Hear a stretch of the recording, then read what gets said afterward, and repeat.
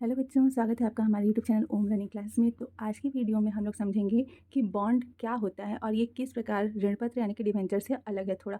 तो सबसे पहले देख लेते हैं कि बॉन्ड होता क्या है। तो जैसा कि यहाँ लिखा है कि बॉन्ड को हिंदी में प्रतिभूति या ऋण पत्र कहते हैं, अर्थात बॉन्ड ऋण आदि से संबंधित लिखित प्रमाण पत्र होता है जिसे जारी करके कोई सरकार, गैर सरकारी या अर्ध सरकारी संस्था अपने प्रोजेक्ट यानी कि अपने कार्य के लिए एक निश्चित राशि जो है वो एकत्रित करती है। इन पर एक निश्चित दर से ब्याज का भुगतान भी किया जाता है।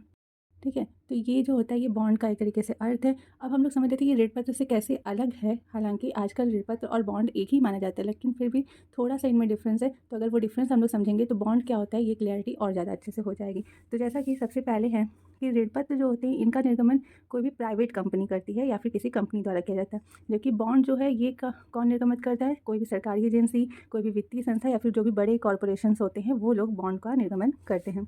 फिर है कि जो ऋण पत्र होता है इसका कार्यकाल कम होता है, यानी कि ये कुछ वर्षों के लिए, कुछ कम अवधि के लिए निर्गमित किए जाते हैं, जबकि बॉन्ड जो है ये अधिक लंबे समय के लिए जो होते हैं निर्गमित किए जाते हैं।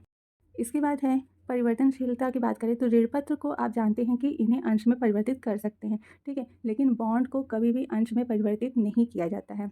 ठीक, इसके बाद ब्याज की दर की बात करें तो जो ऋण पत्र पर ब्याज की दर होती है वो अधिक होती है, ठीक, लेकिन बॉन्ड पर ब्याज की दर कम होती है, इस पर कम ब्याज मिलता है। और लास्ट है हमारा सुरक्षित, यानी कि सुरक्षित का मतलब ये हुआ कि ऋण पत्र जो होते हैं वो कम सुरक्षित माने जाते हैं, जबकि बॉन्ड जो है ये ऋण पत्र की तुलना में अधिक सुरक्षित माने जाते हैं। ऐसा क्यों? तो देखिए, अगर बाई चांस कंपनी या फिर सरकार या फिर जो भी निर्गमित किया है बॉन्ड को, तो दिवालिया अगर हो गया तो उस कंडीशन में सबसे पहले वो किसी भी तरीके से भुगतान अपने बॉन्ड का करेगा, उसके बाद ही वो ऋण पत्र का भुगतान करेगा। इसीलिए इनमें ये चीज़ें हैं डिफरेंस। तो ये कुछ मामूली से डिफरेंस है बॉन्ड और ऋण पत्र में। तो आई होप कि आपको ये वीडियो पसंद आई हो, अच्छे समझ में आई हो। तो please like share and subscribe करना बिल्कुल मत भूलिएगा और मिलते हैं नेक्स्ट वीडियो में।